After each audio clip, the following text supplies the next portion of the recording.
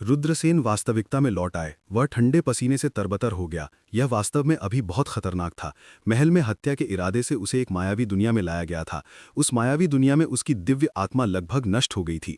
यदि उस मायावी दुनिया में उसकी दिव्य आत्मा नष्ट हो जाती तो उसका भौतिक शरीर भी मर जाता। नहीं नहीं, सिमरन डरावनी होकर चिल्लाई। उसने अपना सिर गले लगाया और बहुत दर्द में लग रहा था। सर्बरस ने सिमरन को जगाने की कोशिश करते हुए एक धीमी गुर्राहट निकाली, लेकिन वो असफल रही। रुद्रसेन के हाव भाव काफी बदल गए। सिमरन उस मायावी दुनिया से बच नहीं पाई। रुद्रसेन ने सिमरन को इस महल से दूर ले जाने की योजना बनाई, लेकिन उसी समय सिमरन ने चिल्लाना बंद कर दिया। उसने अपनी आंखें खोलीं और जोर से हाँफने लगी। उसे अभी भी एक डर था। सिमरन ने स्पष्ट रूप से हत्या के इरादे पर काबू पा लिया था। रुद्रसेन को चुपके से झटका लगा था। उन्होंने हत्या के इरादे को दूर करने के लिए पुरातन ड्रैगन सिक्यू हथी कला पर भरोसा किया था। सिमरन ने भी इस पर सफलतापूर्वक काबू पा लिया था। जाहिर है उसने एक अत्यंत शक्तिशाली तकनीक भी विकसित की थी। बेशक रुद्रसेन इस मामले को आगे नहीं बढ़ाएंगे। यह यहाँ अमर जानलेवा इरादा है जो हमें प्रभावित कर रहा है। मरे हुए बहुत मजबूत हैं। इतने सालों बाद भी उनकी हत्या की मंशा अभी भी बनी हुई है। हत्या के इरादे को बुझने के बाद भी। सिमरन ने पीले चेहरे के साथ कहा। रुद्रसेन ने सिर हिलाया। देखो, ये कंकाल बाहर के कंकाल से अलग हैं। उनमें से कई में अविश्वसनीय मात्रा में ताकत होती है। वे इतने सालों से मर रहे हैं, लेकिन उनकी ताकत नहीं बिखरी है। यह कल्पना करना कठिन है कि वे जब जीवित थे तो कितने मजबूत थे। सिमरन ने सिर हिलाया। वह भी चौंक गई। ये लोग वास्तव में बहुत मजबूत थे। यह सिर्फ इतना था कि उनकी पहचान की पुष्टि करना मुश्किल था। वह नहीं जानती थी कि वे कौन थे, लेकिन इतने सारे सुप्रीम मर चुके थे। रुद्रसेन ने उनका निरीक्षण किया। उनमें से अधिकांश के पास कोई पहचान चिन्ह नहीं था, लेकिन जब उन्होंने जेड रंग के कंकाल की जांच की तो उन्हें एक जेड लटकन मिला। हे, आओ और देखो। रुद्रसेन ने जेड पेंडेंट उठाया। सिमरन जल्दी से आ गई। सामने की तरफ रावल शब्द लिखा गया था और पीठ पर शमशेर शब्द लिखा गया था। 2 शब्द। शमशेर रावल, यह वह कैसे हो सकता है? सिमरन ने अविश्वास में कहा। कौन है शमशेर रावल? रुद्रसेन ने सिमरन को शक की नजर से देखा। उसे नहीं सोचा था कि सिमरन ने इस शमशेर रावल के बारे में सुना होगा। यह वास्तव में अप्रत्याशित था। सिमरन ने कहा कि वह प्राचीन काल के व्यक्ति हैं। वे सैकड़ों हजारों साल पहले के एक अद्वितीय विशेषज्ञ थे। उन्हें तलवार अमर के रूप में जाना जाता था। अफवाह यह है कि उन्होंने दिव्य पथ की बेड़ियों को तोड़ दिया और इस प्राचीन दुनिया को छोड़ दिया। वे पौराणिक अमर दुनिया में गए। किसने सोचा होगा कि वे यहीं मर जाएगा? अमर दुनिया? रुद्रसेन ने सदमे से सिमरन की ओर देखा। यह पहली बार था जब उसने इस नाम के बारे में सुना था। नित्य, यह बहुत सारे अर्थों का प्रतिनिधित्व करता है, और रुद्रसेन ने तुरंत कई चीजों के बारे में सोचा। सिमरन ने कहा कि अद्वितीय शक्तियों के बीच अफवाह यह है कि दिव्य पथ के ऊपर एक अलौकिक क्षेत्र है। एक बार जब आप इस क्षेत्र में प्रवेश करते हैं तो आप एक रहस्यमय दुनिया को महसूस करने में सक्षम हो जाएंगे जो स्वर्ग से परे है। उस दुनिया को अमर दुनिया कहा जाता है। अफवाह यह है कि जो लोग अमर दुनिया में चढ़ते हैं वे अमर होंगे। मैं अमरता के बारे में जानता हूं, लेकिन मैंने कभी नहीं सोचा था कि अमरता के बारे में वास्तव में किंवदंतियां होंगी। अमरता अनंत जीवन है। क्या वास्तव में दिव्य पथ के ऊपर कोई क्षेत्र है? क्या वास्तव में अमर दुनिया जैसी कोई चीज है? रुद्रसेन अविश्वास में बड़बड़ाए। उन्होंने सोचा था कि प्राचीन दिव्य पथ दुनिया में शक्ति का शिखर था और वह अमरता सिर्फ एक किंवदंती थी। सिमरन ने कहा, द अनडाइंग वर्ल्ड हमेशा शीर्ष ताकतों के बीच अफवाह रही है, लेकिन कोई नहीं जानता कि यह सच है या नहीं। हालांकि शमशेर रावल का मानना था कि अनगिनत लोग अमर दुनिया में प्रवेश कर चुके थे। यह पता चलता है कि यह सिर्फ एक अफवाह थी। शमशेर रावल यहां मर गए और यह साबित करने का कोई तरीका नहीं है कि अमर दुनिया वास्तव में मौजूद है। रुद्रसेन ने सिर हिलाया। उसने आंतरिक हॉल की ओर देखा और कहा कि चलो अंदर चलकर देखते हैं। सिमरन ने सिर हिलाया और रुद्रसेन के साथ आंतरिक हॉल में प्रवेश किया। जैसे ही उन्होंने प्रवेश किया, उन्हें लगा कि उनकी खोपड़ी नुम हो गई है। जहां तक सर्बरस की बात है, उसके शरीर के सभी बाल सिरे पर खड़े हो गए और उसकी 6 आंखें हाल को डरावनी होकर घूर रही थीं। रुद्रसेन को लगा जैसे उनका दम घुटने वाला है। उन्होंने जो देखा वह अविश्वसनीय था।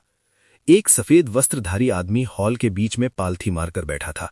उसका शरीर दिव्य प्रकाश से घिरा हुआ था और दुनिया की ऊर्जा उसके शरीर में इकट्ठी हो रही थी। ऐसा लग रहा था कि वह खेती कर रहा था। बाहर बिजली घरों के शव हर जगह थे। अनगिनत अद्वितीय बिजली घरों को यहां दफनाया गया था। भीतरी हॉल में एक बहादुर आदमी पालथी मारकर बैठा था। रुद्रसेन और सिमरन ने तुरंत एक पॉसिबिलिटी के बारे में सोचा। क्या ऐसा हो सकता है कि बाहर के सभी बिजली घरों को इस आदमी द्वारा मार दिया गया हो? रुद्रसेन और सिमरन को लगा जैसे उनका दम घुटने वाला है। उन्हें सांस लेने में दिक्कत हो रही थी। यह ऐसा था जैसे वे इस अद्वितीय बिजली घर को जगाने से डर रहे थे जो हजारों वर्षों से नहीं मरा था। अगर वे इस व्यक्ति को जगाते हैं तो क्या वे उन दोनों को भी मार देगा जैसे उसने बाहर के उन स्पेशलिस्ट्स के साथ किया था? यह निश्चित रूप से संभव था। रुद्रसेन और सिमरन बाहर चले गए। वे अब यहां रहने को तैयार नहीं थे। इस जगह ने उन्हें बहुत असहज महसूस किया। अचानक रुद्रसेन को लगा कि कुछ गड़बड़ है। उन्होंने कहा, युक्सी, क्या तुमने यह देखा है कि यह सीनियर थोड़ा अलग लग रहा है? सिमरन को भी लगा कि कुछ गड़बड़ है। उसने कहा, वह जीवित नहीं लग रहा है। हालांकि वह आदमी दिव्य प्रकाश से घिरा हुआ था, जैसे कि वह जीवन में वापस आ गया हो, लेकिन रुद्रसेन और सिमरन को अभी भी उसके बारे में कुछ असामान्य लगा। ऐसा लगता है कि उसके पास कोई जीवन शक्ति नहीं है। जीवित लोगों में जीवन शक्ति होती है, मरे हुए लोगों के आसपास मृत्यु शक्ति होती है। हालांकि उन्हें इस आदमी से कोई मृत्यु ऊर्जा महसूस नहीं हुई, लेकिन वास्तव में कोई जीवन शक्ति नहीं थी। यह एक जीवित व्यक्ति नहीं होना चाहिए। शायद हमने गलती की है। यह रहस्यमय व्यक्ति बाहर के उन मृत कल्टीवेटर्स के साथ ही उस समय आया होगा। बात सिर्फ इतनी है कि उसकी खेती बहुत शक्तिशाली है। इतने सालों के बाद भी उसका शरीर नष्ट नहीं हुआ है। यह वास्तव में बहुत अविश्वसनीय है। यहां तक कि शमशेर रावल जैसा शक्तिशाली व्यक्ति भी कंकाल में तब्दील हो गया था, लेकिन इस बहादुर व्यक्ति का शरीर अभी भी अक्षत है। उसकी साधना इतनी शक्तिशाली कैसे थी कि यह करने में सक्षम होने के लिए रुद्रसेन और सिमरन वास्तव में प्रभावित थे। सिमरन बहादुर आदमी को छूने के लिए आगे बढ़ी। धज! अचानक बहादुर आदमी के शरीर से एक आश्चर्यजनक ऊर्जा में उतार चढ़ाव निकला। उसके बाद उस बहादुर व्यक्ति का शरीर वास्तव में इंद्रधनुष में बदल गया और हवा में गायब हो गया। गायब हो गया। सिमरन चौंक गई। रुद्रसेन ने कहा, तितर बितर हो जाओ। अफवाह यह है कि केवल सबसे शक्तिशाली लोगों के शरीर इंद्रधनुष में बदल जाएंगे और उनकी मृत्यु के बाद तितर बितर हो जाएंगे। ऐसा इसलिए था ताकि उनके शरीर को दूसरों द्वारा अपवित्र न किया जाए, राख से राख, धूल से धूल। सिमरन ने सिर हिलाया। वो इस वीर व्यक्ति की पहचान नहीं जानता था, लेकिन वह यहां मर गया था। अब वह इंद्रधनुष में बदल गया था और तितर बितर हो गया था, जिससे लोगों ने भावनाओं से आह भरी। यहां तक कि उनके जैसे शक्तिशाली अस्तित्व भी मृत्यु के भाग्य से नहीं बच सके। यहां शब्द हैं। सिमरन ने जमीन की ओर इशारा किया। रुद्रसेन ने ऊपर देखा। दुनिया में कौन हमेशा के लिए जीवित रह सकता है? अंत में ये सब व्यर्थ था। इन शब्दों को देखकर रुद्रसेन और सिमरन के हाव भाव अचानक हिल गए। क्या इस विशेषज्ञ ने अनंत जीवन के रहस्य को पीछा करने के लिए अनंत जीवन के मंदिर में प्रवेश किया? दुनिया के लोगों से पूछना कि कौन हमेशा के लिए जीवित रह सकता है, क्या वो स्वर्ग पर सवाल उठा रहा था? अंत में ये सब व्यर्थ था। उसने कितना दुख और अनिच्छा व्यक्त की थी। अनगिनत वर्षों का कड़वाहट से खेती करने के बाद अंत में वह वास्तव में इस तरह समाप्त हो गया। रुद्रसेन को इस अद्वितीय विशेषज्ञ की लाचारी और दुख महसूस हो रहा था। खेती की राह लंबी थी। कौन जानता था कि अंत कहाँ है? दीर्घायु के मार्ग पर चलना, अनंत जीवन के रहस्य की खोज करना, अंत में सिर्फ एक सपना था। सब कुछ व्यर्थ था। रुद्रसेन, अंदर देखो। सिमरन ने गहराई में एक कमरे की ओर इशारा करते हुए कहा। रुद्रसेन होश में आ गए और सिमरन के साथ अंदर चले गए। ये जगह एक अतुलनीय रूप से भयानक विकृत शक्ति से भरी हुई थी, जिससे इस कमरे के करीब जाना मुश्किल हो गया था। रुद्रसेन और सिमरन कमरे के बाहर चले गए और गहराई में देखा। उन्होंने दो विकृत अंतरिक्ष समय दरवाजे देखे। बाईं ओर विकृत अंतरिक्ष समय दरवाजा अंधेरा था। ये अज्ञात था कि ये कहाँ से जुड़ा है, लेकिन मृत्यु शब्द एक राक्षस के खून में लिखा गया था। एक राक्षस देवता का खून कभी नहीं सूखेगा, और इसने एक मानसी प्रकाश और शक्ति उत्सर्जित की, जिससे लोगों को घुटन महसूस हुई। एक और विकृत अंतरिक्ष समय दरवाजा एक सुनहरी रोशनी से घिरा हुआ था। दरवाजे पर जीवन शब्द एक चमकदार सुनहरी रोशनी में लिखा गया था। ये जीवन और मृत्यु का दरवाजा है, सिमरन ने कहा। भविष्य की कला में जीवन और मृत्यु का दरवाजा, ये रास्ता हो सकता है। जीवन और मृत्यु का दरवाजा? रुद्रसेन ने सिमरन को शक की नज़र से देखा। वो इन चीज़ों के संपर्क में कभी नहीं आया था। आखिरकार वो एक छोटे संगठन से था और ऐसी बहुत सी चीज़ें थीं जिनके बारे में उसने कभी नहीं सुना था। सिमरन ने कहा, जीवन और मृत्यु का दरवाज़ा जीवन और मृत्यु को जोड़ता है। जीवन का दरवाज़ा जीवन का रास्ता है और मृत्यु का दरवाज़ा खतरे से भरा है। जीवन और मृत्यु के दरवाजे को देखकर रुद्रसेन ने थोड़ी भौहें चढ़ाईं और कहा, कुछ ठीक नहीं लग रहा है। ये एक बहुत ही अजीब एहसास था। चाहे वो जीवन का दरवाज़ा हो या मृत्यु का दरवाज़ा, दोनों ने रुद्रसेन को एक बहुत ही अजीब एहसास दिया। मैंने केवल जीवन और मृत्यु के दरवाजे के बारे में सुना है, लेकिन मैंने इसे कभी नहीं देखा है, रुद्रसेन ने कहा। एक पल के लिए यहाँ रुको, मैं जाकर जीवन और मृत्यु के दरवाजे पर एक नज़र डालता हूँ। वह कमरे के दरवाजे की ओर चला गया। धाम! एक भयानक शक्ति रुद्रसेन की ओर बढ़ी। ऐसा लग रहा था जैसे कोई प्राचीन पर्वत उसके शरीर पर दबाव डाल रहा हो। जीवन और मृत्यु के दरवाजे ने लोगों को उसके करीब जाने से रोका। रुद्रसेन ने अपने दांत पीस लिए और बड़ी मुश्किल से दरवाजे की ओर बढ़ गए। अंत में वह कमरे में प्रवेश किया और जीवन के दरवाजे की ओर देखा। वह उसकी ओर चल पड़ा। कमरे में दबाव और भी भयानक था। रुद्रसेन को अपनी हड्डियां चटकते हुए महसूस हो रही थी और उसका शरीर कुचलकर गूदा बन जाने वाला था। अगर ये कोई और होता तो वे इसे सहन नहीं कर पाते, लेकिन रुद्रसेन का शरीर काफी मजबूत था। साथ ही उन्होंने प्राचीन ड्रैगन्स क्यू हाथी तकनीक का उपयोग किया भयानक दबाव का विरोध करने के लिए। रुद्रसेन आखिरकार जीवन के दरवाजे पर आ गए, लेकिन उसी समय कुछ भयानक हुआ। देदीप्यमान सुनहरे जीवन चरित्र से अचानक खून बहने लगा। मूल रूप से सुनहरा जीवन गेट अचानक भूतिया हो गया और अनंत काला कोहरा हवा में भर गया। ये नेदरवर्ल्ड की ओर जाने वाला नरक का दरवाजा था। दरवाजे पर 7 खूनी शब्द थे, मार। रुद्रसेन के मन में एक धीमी और कर्कश आवाज गूंजी, मारो मारो मारो मारो मारो। स्वर्ग को मारो, पृथ्वी को मारो, देवताओं को मारो, अमरों को मारो, प्राचीन शैतानों को मारो, बुद्धों को मार डालो, सभी जीवित चीजों को मार डालो। रुद्रसेन के मस्तिष्क में 7 घातक ध्वनियां गूंज रही थीं। एक झटके में रुद्रसेन को लगा कि वो अनंत मात्रा में अंधेरे से घिरा हुआ है। भू ऐसा लग रहा था जैसे कोई अदृश्य और अमूर्त शक्ति रुद्रसेन के शरीर पर हमला कर रही हो। उसके पूरे शरीर में तरारें दिखाई देने लगी। उसका शरीर चीनी मिट्टी के एक टुकड़े की तरह लग रहा था जो टूटने वाला था। आह! रुद्रसेन ने अपने शरीर को देखा जो फट गया था और आतंक से चिल्लाया, ये कैसे हो सकता है? घबराहट में सिमरन चिल्लाई। वो जल्दी से कमरे में भाग गई और रुद्रसेन को कमरे से बाहर निकालने की कोशिश की। बैंग!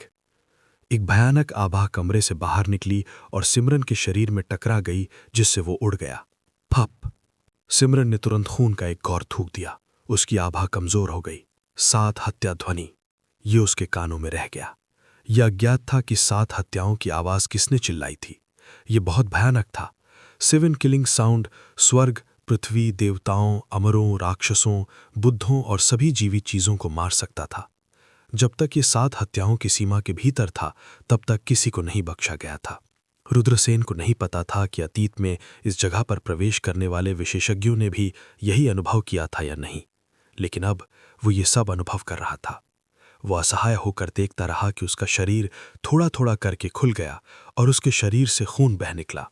मैं नहीं कर सकते, स्वीकार करना। ये रुद्रसेन को बोलने में कठिनाई हो रही थी। वो यहां मरना नहीं चाहता था, नहीं वो यहां मरने को तैयार था। उसने पागलों की तरह आर्कियन ड्रैगनेस्क्यू हाथी कला प्रसारित किया, लेकिन इस बार आर्कियन ड्रैगनेस्क्यू हाथी कला प्रभावी नहीं थी। आर्कियन ड्रैगनेस्क्यू हाथी कला को number 1 Archean forbidden divine art कहा जाता था, लेकिन यह 7 किलिंग साउंड का विरोध नहीं कर सका। इस दुनिया में 7 किलिंग साउंड को और क्या तोड़ सकता था? क्या मैं सचमुच यहां मरने जा रहा हूं? रुद्रसेन ने हाथ उठाने के लिए संघर्ष किया। उसका हाथ भी उसके शरीर की तरह खुला हुआ था। रुद्रसेन को लग रहा था कि उसका शरीर किसी भी क्षण चीनी मिट्टी के एक टुकड़े की तरह एक झटके में टूट जाने वाला है। वो टुकड़ों में टूट जाएगा। मृत्यु की आभा रुद्रसेन के शरीर को घेर लिया। उसने ये भी महसूस किया कि उसकी चेतना धीरे धीरे लुप्त हो रही है। बज़! इस महत्वपूर्ण क्षण में रुद्रसेन के शरीर में दैमानी गोला थोड़ा कांप उठा और उसमें से एक रहस्यमयी आवाज आई, अनंत मंदिर। ये अनंत मंदिर है। अनगिनत वर्षों तक गायब होने के बाद ये मंदिर फिर से प्रकट हुआ है। अतीत में मैंने भी अपना आधा जीवन यहाँ खो दिया था। ये बच्चा अंदर कैसे आया? नहीं, मुझे दैमानी गोले में छिपना जारी रखना है। मैं उसे इतनी जल्दी मरने नहीं दे सकता। सनसनाहट।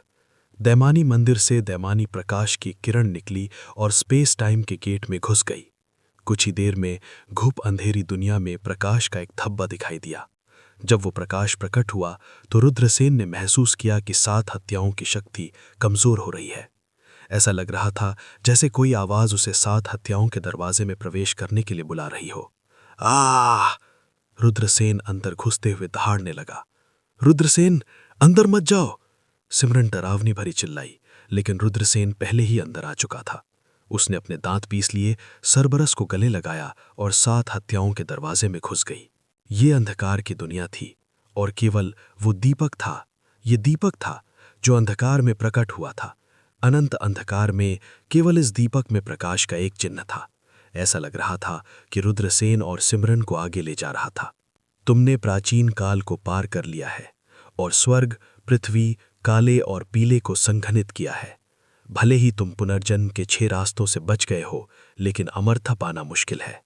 इस दुनिया की गहराइयों से गहरी आवाज आई, लेकिन वो भी प्राचीन दीपक से आ रही थी। रुद्रसेन और सिमरन चौंक गए। किस तरह के अस्तित्व ने वो आवाज बनाई थी? वो असीम और महिमा मंडित आवाज रुद्रसेन को प्राचीन काल की महानता और महिमा को देखने के लिए लग रही थी। ऐसा लग रहा था कि वो स्वर्ग और पृथ्वी के बीच पुनर्जन्म के 6 रास्तों को देख रहा था, जो अनगिनत लोगों के जीवन और मृत्यु को नियंत्रित कर रहा था। सभी ने कहा कि अमरता अच्छी है, लेकिन कितने लोग हमेशा के लिए जीवित रह सकते हैं? रुद्रसेन का दिल अंतहीन सदमे से भर गया। फिर एक बेहद ठंडी आभा बह गई। वो आभा नेदरवर्ल्ड से उत्सर्जित हो रही थी और इसने रुद्रसेन, सिमरन और सरबेरस को घेर लिया। दहाड़!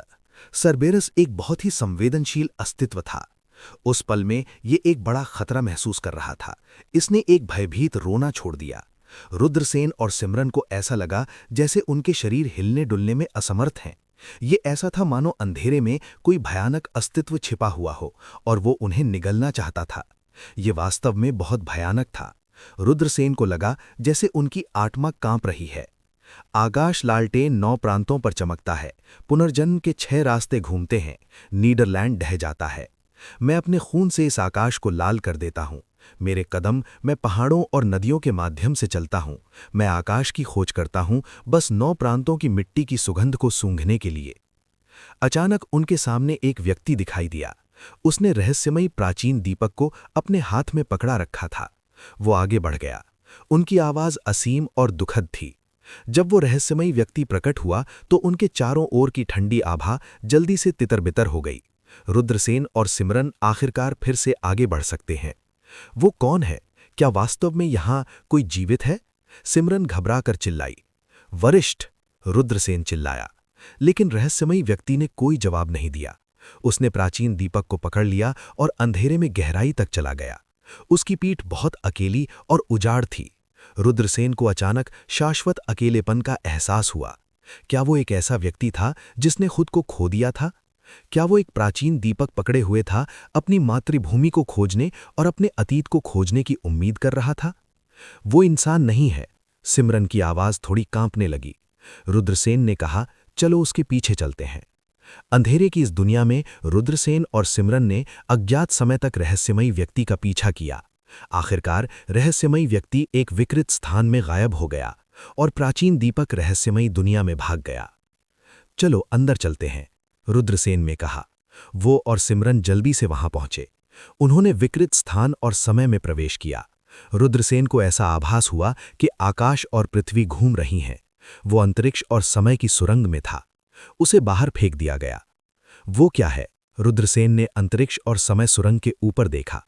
ये एक दुधिया सफेद गैस थी जो नीचे लटक रही थी। दुधिया सफेद गैस ने एक अकल्पनीय रूप से प्राचीन आभा उत्सर्जित की, जैसे कि वो रुद्रसेन को दुनिया की शुरुआत में वापस खींचना चाहती थी। सिमरन ने कहा, ये कैओस ओरिजिन आभा है। स्वर्ग, यहां अभी भी कैओस ओरिजिन आभा है। रुद्रसेन द्रवित हो गए। दुनिया की शुरुआत, कैओस अलग हो गई, दुनिया का विकास हुआ और पुनर्जन्म के 6 रास्ते बने। कैओस ओरिजिन आभा कैओस युग के दौरान लंबे समय से गायब हो गई थी, लेकिन यहां अभी भी कुछ था। क्या इस प्राचीन दुनिया का निर्माण दुनिया की शुरुआत के दौरान हुआ होगा? ये कितने महान युगों पहले था? होश! रुद्रसेन ने अपने सुनहरे पंखों का इस्तेमाल किया और कैओस ओरिजिन आभा की ओर लपके। ये एक अद्वितीय खजाना था, एक अकल्पनीय खजाना था। खतरा, सिमरन ने कहा। अगले ही पल वो अंतरिक्ष और समय की शक्ति से अंतरिक्ष और समय सुरंग से दूर हो गई। रुद्रसेन अंतरिक्ष और समय की शक्ति के खिलाफ उड़ान भरी और कैओस ओरिजिन आभा की ओर लपके। ये एक प्राचीन मूल आभा थी जो दुनिया की शुरुआत से पहले मौजूद थी। ये ऐसी चीज थी जिसे प्राचीन संत सम्राट भी नहीं ढूंढ सकते थे। रुद्रसेन को बड़ा झटका लगा। पट पट पट, उसके शरीर पर दर्जनों खून के छेद थे। उसका मांस फटने आया था और ऐसा लग रहा था जैसे वो फटने वाला है। मौलिक अराजकता पैतृक क्यू को देखने के बाद उन्हें अभूतपूर्व चोटें लगी थीं, जो उस समय से भी अधिक गंभीर थीं जब उन्होंने गेट ऑफ 7 किल्स का सामना किया था। आर्कियन ड्रैगन्स क्यू एलिफेंट। रुद्रसेन दहाड़ने लगे। उन्होंने आर्कियन ड्रैगन्स क्यू एलिफेंट स्किल को सक्रिय किया और आर्कियन ड्रैगन्स क्यू एलिफेंट की छाया संघनित हो गई और रुद्रसेन के साथ विलीन हो गई। उसका शरीर जो फटने वाला था आर्केन ड्रैगन्स क्यू एलिफेंट द्वारा संरक्षित था। निष्प्रशिक्षित रुद्रसेन ने मुट्ठी भर कैओस ओरिजिन आभा को पकड़ा और जल्दी से इसे अपने दांतियन में अवशोषित कर लिया। अगले ही पल एक हिंसक शक्ति बह गई, मानो इस चींटी को मारने के लिए जिसने कैओस ओरिजिन आभा की जासूसी की।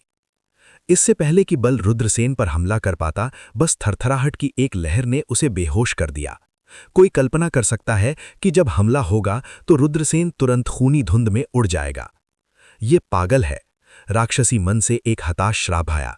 मेरे पास इतना कमजोर शरीर है और मुझे अभी भी एक पागल की सुरक्षा के बारे में चिंता करनी है। आवाज उदास थी और यहां तक कि हताश भी थी। उसकी आभा वास्तव में उस समय की तुलना में बहुत कमजोर थी जब रुद्रसेन ने गेट ऑफ 7 किल्स का सामना किया था।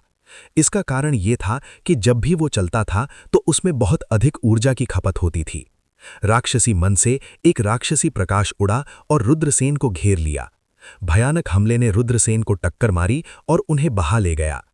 अगले ही पल रुद्रसेन को स्पेस टाइम की शक्ति से स्पेस टाइम टनल से बाहर फेंक दिया गया। रुद्रसेन ने अपनी आंखें खोलीं और तारों से भरा आकाश देखा। कुछ दूरी पर एक ज्वालामुखी था जो गर्मी की लहरें उत्सर्जित कर रहा था। मैं कहाँ हूं? रुद्रसेन ने अपनी आंखें सिकोड़ी और आकाश की ओर देखने लगे। उन्होंने चारों ओर देखा, वो समझ नहीं पाए। बहुत जल्दी वो अपने होश में वापस आ गए और उन्हें याद आया कि अनंत जीवन मंदिर में क्या हुआ था। रुद्रसेन जल्दी से उठ बैठे और खुशी से बोले, मैं बाहर हूं, मुझे नहीं पता कि सिमरन कहाँ गई। उसके बारे में भूल जाओ, वो ठीक हो जाएगी। रुद्रसेन को अपने पूरे शरीर में दर्द महसूस हुआ। उसने अपनी हालत की जांच की और मुस्कुराया। उनकी शारीरिक चोटें काफी गंभीर थीं, लेकिन सौभाग्य से वे सभी बाहरी चोटें थीं। चलो पहले ठीक होने के लिए जगह ढूंढते हैं। रुद्रसेन ने एक छिपी हुई गुफा को पाया और उसे एक आध्यात्मिक संरचना के साथ सील कर दिया। वो पालथी मारकर बैठ गया और अपनी चोटों को ठीक करने के लिए पुरातन ड्रैगन्स क्यू हाथी मंत्र प्रसारित किया। 1 घंटे के बाद रुद्रसेन पूरी तरह से ठीक हो गए। रुद्रसेन की ईश्वरीय जागरूकता ने उनके डेंटियन में प्रवेश किया और अपने डेंटियन में तैरते हुए मौलिक अराजकता मूल की ई को देखा। वो बहुत खुश था। मौलिक अराजकता मूल की ई। पुरातन दिव्य सम्राट ने पूरे ब्रह्मांड में मौलिक अराजकता मूल की ई की खोज की थी, लेकिन इसे ढूंढना बहुत मुश्किल था। अब उन्होंने संयोग से अनंत जीवन मंदिर के 7 हत्याओं के गेट में प्राइमल केओस पैतृक की ई पाया था। ये वास्तव में एक भेस में आशीर्वाद था। मौलिक अराजकता मूल की ई का उपयोग सर्वोच्च खजाने को बनाने के लिए किया जा सकता है। ये जन्म के खजाने को बनाने के लिए सबसे अच्छी सामग्री है। रुद्रसेन ने एक पल के लिए सोचा। वो अपना जन्म का खजाना खुद बनाना चाहता था। जन्म के खजाने सामान्य खजानों से अलग थे। कोई भी जन्म का खजाना बना सकता है। इसे जाली बनाने के बाद इसे एक आत्मा के साथ पोषित करने की आवश्यकता थी। एक किसान के खेती के स्तर के साथ एक जन्म के खजाने की ताकत बढ़ जाएगी। हालांकि एक आजीवन जादुई खजाना बनाने के लिए आमतौर पर यिन यांग शरण में होना आवश्यक होगा। यिन यांग शरण से नीचे के काश्तकारों के पास आजीवन जादू का खजाना बनाने के लिए पर्याप्त आत्मा शक्ति नहीं थी। यदि वे दृढ़ नहीं रहे तो वे केवल कीमती सामग्रियों को नष्ट कर देंगे। रुद्रसेन मूल रूप से जन्म का खजाना नहीं बना सकते थे, लेकिन रुद्रसेन की आत्मा शक्ति यिन यांग सीमा की 5वीं परत तक बढ़ गई थी। इसलिए हालांकि वो अभी भी एक जनरल था, वो एक जन्म का खजाना बनाने के लिए योग्य था। एक जन्म का खजाना। इस तथ्य के अलावा कि ये अपने मालिक की खेती के स्तर के साथ बढ़ेगा, एक और महत्वपूर्ण बिंदु था। केवल मालिक ही जन्म के खजाने का उपयोग कर सकता था। यदि अन्य लोग इसे सक्रिय करना चाहते हैं तो उन्हें इस जीवन स्रोत जादू के खजाने के मालिक को मारना होगा और फिर इसे सक्रिय करने से पहले इसे परिष्कृत करना होगा। ये अन्य खजानों की तरह नहीं था जिनका उपयोग तब तक किया जा सकता था जब तक उन्हें परिष्कृत किया जाता था। रुद्रसेन पालथी मारकर बैठ गया। एक विचार के साथ मौलिक अराजकता मूल की ई उड़ गई। रुद्रसेन के चारों ओर मौलिक अराजकता की ई तैर रही थी। रुद्रसेन ने भौहें सिकोड़ी और सोचा कि उन्हें किस प्रकार का हथियार बनाना चाहिए आदिम अराजकता की ई से। इसे तलवार में बदल दें। उसके पास पहले से ही ब्लैक ड्रैगन तलवार जैसा सर्वोच्च खजाना था। इसे एक कढ़ाई में बनाएं। वो एक कीमियाकर था। भविष्य में वो निश्चित रूप से प्रसिद्ध 108 कढ़ाइयों को ढूंढने के लिए कड़ी मेहनत करेगा। केवल एक ही पर्याप्त होगा। समय आने पर उनका जन्म का खजाना भी एक कढ़ाई होगा। अचानक रुद्रसेन ने उस प्राचीन दीपक के बारे में सोचा जो अनंत जीवन के मंदिर के रहस्यमय स्थान में दिखाई दिया। अनंत अंधकार में प्राचीन दीपक ने आगे का रास्ता रोशन किया। उसने प्राचीन दीपक का अनुसरण किया और अनंत अंधकार से बाहर चला गया। खेती का मार्ग कांटों से भरा था। थोड़ी सी भी लापरवाही मौत का कारण बन सकती है। वो अपने जन्म के खजाने को एक प्राचीन दीपक में भी बना सकता था। अनगिनत खतरों, अंधकार और अज्ञात से भरे साधना के मार्ग पर ये उसके लिए आगे का रास्ता रोशन करेगा। ये उसे तब तक ले जाएगा जब तक कि वो एक देवता नहीं बन गया जो साधना के चरम पर खड़ा था। वो दुनिया द्वारा पूजा जाएगा और अनंत धूप प्राप्त करेगा। ये सोचकर रुद्रसेन मुस्कुराए बिना नहीं रह सके। आदिम पराजकता प्राचीन दीपक। उन्होंने अपने जन्म के खजाने को प्राइमल केओस प्राचीन दीपक में बनाने की योजना बनाई। शक्तिशाली आत्मा शक्ति मौलिक अराजकता मूल की ई में बढ़ गई। रुद्रसेन ने मौलिक अराजकता मूल की ई में निहित प्राचीन आभा को महसूस किया। ये इतिहास और समय का संचयन था। अनगिनत वर्षों के बाद मौलिक अराजकता की उत्पत्ति की ई समाप्त नहीं हुई, जो ये साबित करने के लिए पर्याप्त था कि ये कितना भयानक था। ये एक शीर्ष श्रेणी की अमर सामग्री थी। आदिम सम्राट इसे खोजना चाहता था, लेकिन वो पूरे स्वर्गों की खोज करने के बाद भी इसे नहीं ढूंढ सका। कोई कल्पना कर सकता है कि मौलिक अराजकता की उत्पत्ति की ई से बना एक सर्वोच्च अमर खजाना कितना भयानक होगा। रुद्रसेन की चेतना ने आदिम अराजकता मूल की ई को प्राचीन दीपक में बदलने के लिए नियंत्रित किया। समय धीरे धीरे बीतता गया। गुफा से आश्चर्यजनक आभा की लहरें आईं। डोंग, एक दिव्य स्वर सुनाई दिया। ये विशेष रूप से सुखद था, मानो ये स्वर्गीय दाव से प्रतिध्वनित हो रहा हो। स्वर्गीय दाव की आवाज। जंगल में इस आवाज को सुनने वाले किसान दंग रह गए। क्या ये एक प्राचीन खजाने का जन्म हो सकता है या एक प्राचीन काश्तकार की गुफा का उद्घाटन? काश्तकारों ने कहा। वे अच्छी तरह से जानते थे कि स्वर्गीय दाव की आवाज क्यों गूंज रही थी। कई लोग चले गए और खजाने की तलाश में जल्दी से तितर-बितर हो गए। स्वर्गीय दाव की आवाज शून्य में गूंजी। आदिम प्राचीन दीपक से धीमी आवाज आई। आकाश लालटेन जलती है, 9 प्रांत टूट जाते हैं, पहाड़ और नदियां बिखर जाती हैं, मात्र भूमि की तलाश करते हैं। 18 9 प्रांत लालटेन असंख्य विश्व आपदा दबा देते हैं। रुद्रसेन चौंक गए। उन्होंने अनंत टेम्पल के रहस्यमय स्थान में आवाज सुनी। क्या ये रहस्यमय क्रिप्टर की आवाज थी? 9 प्रोविंसेस लैंटर्न? क्या रहस्यमय स्थान में प्राचीन दीपक को 9 प्रांत लालटेन कहा जा सकता है? 9 प्रांत रहस्यमय कृषक की मातृभूमि थे, लेकिन ये कहाँ था? अचानक रुद्रसेन को यह आभास हुआ कि वो एक टूटी हुई दुनिया को देख रहे हैं। किसी ने उड़कर देखा और टूटे हुए पहाड़ों और नदियों को दुख में चिल्लाते हुए देखा। पहाड़ और नदियां बिखर गई हैं, स्वर्गीय दाव नष्ट हो गए हैं और दुनिया बर्बाद हो गई है। हम 9 प्रोविंस ग्रेट वर्ल्ड की रक्षा के लिए 9 प्रोविंस लालटेन को अपना खून देने को तैयार हैं, जिसने हमें जन्म दिया और हमें उठाया। हर कोई अचंभे में था। रुद्रसेन ने मजबूत काश्तकारों को जोर से जलते हुए और 18 9 प्रांत के लालटेन में भागते हुए देखा। 18 9 प्रांत लालटेन बिखरी हुई दुनिया की गहराई में गिर गए। जो दुनिया बिखर रही थी वो रुक गई, अब विनाश की ओर नहीं बढ़ रही थी। अनगिनत भयभीत और निराश जीव भी बच गए। उन्होंने स्वर्ग से प्रार्थना की, लेकिन वे नहीं जानते थे कि ये विशेषज्ञों का एक समूह था जिसने खुद को बलिदान कर दिया था। 9 प्रांत लालटेन, 9 प्रांत महान दुनिया, मैं क्या देख रहा हूं? रुद्रसेन बड़बड़ाया। वो नहीं जानता था कि 9 प्रोविंस ग्रेट वर्ल्ड कहाँ है, लेकिन वो जानता था कि प्राइमल कैओस ओरिजिन कीयू इससे संबंधित है। मैं अपनी ईश्वरीय अग्नि का उपयोग प्राइमल कायोस प्राचीन दीपक को जलाने के लिए करता हूं। रुद्रसेन ने खड़े होकर अपनी स्वर्गीय अग्नि को बाहर निकाला। आग की लपटों का एक समूह उड़ गया। आग की लपटों का समूह बाती में उड़ गया और प्राइमल कायोस प्राचीन दीपक प्रज्वलित हो गया। जैसे ही प्राइमल कायोस प्राचीन दीपक प्रज्वलित हो गया, अनंत ईश्वरीय प्रकाश आकाश में उड़ गया। आसमान से फूल गिरे, जमीन पर सुनहरे कमल खिले और महान दाव की आवाज 9 स्वर्गों में गूंज उठी। अनंत ईश्वरीय प्रकाश के बीच एक प्राचीन दीपक की छवि दिखाई दी। दिव्य अग्नि दीपक में जल रही थी और ऐसा लग रहा था कि ये प्राचीन काल से मौजूद अंधकार को दूर कर रहा है। स्वर्ग एक अद्वितीय दिव्य हथियार प्रकट हुआ है। सभी दिशाओं के लोगों ने प्राचीन पवित्र भूमि के मजबूत किसानों सहित देखा। झपट्टा मारना, मजबूत काश्तकार आकाश में उड़ गए और प्राइमल कायोस प्राचीन दीपक की ओर उड़ गए, जिसे रुद्रसेन बना रहे थे। ये वहां पर है। कई काश्तकारों ने तेजी से उड़ान भरी। वे सभी शीर्ष कृषक थे। वे चर्चा कर रहे थे कि अजदहर को कैसे मारें, लेकिन अब जब उन्होंने एक सर्वोच्च खजाना देखा तो वे जल्दी से उड़ गए। हालांकि जब तक वे पहुंचे तब तक जगह पहले से ही खाली थी। रुद्रसेन पहले ही जा चुके थे। ये किस प्रकार का खजाना है? इतनी प्राचीन कीयू? कई काश्तकारों ने मौलिक अराजकता पैतृक कीयू में प्राचीन कीयू को महसूस किया।